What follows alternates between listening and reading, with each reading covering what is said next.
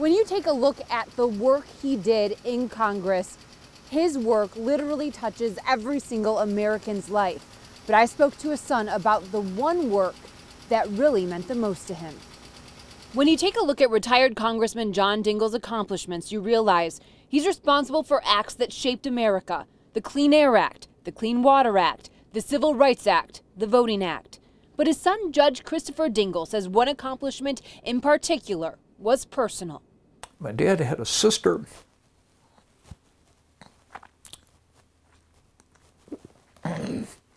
that died when he was 2.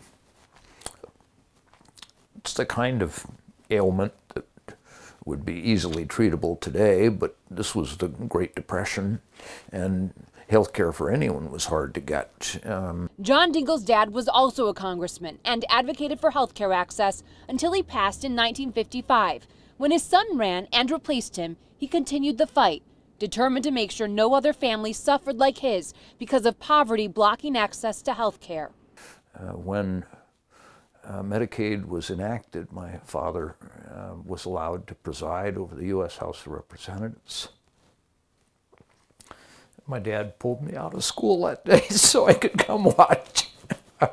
This is a picture of him with the gavel he used in 1965 when Congress passed Medicaid and Medicare into law, guaranteeing health insurance as a right to every American citizen over 65. He was also behind the Affordable Care Act. No person should die for want of health care. Proudest achievement was health care, to greatly expand health care for Americans. You can see the flags lowered here at the John D. Dingell VA Medical Center in Detroit. He was also known for his work to help veterans. He was a World War II veteran, and he wanted to make sure that veterans had access to health care as well, and his work made that happen.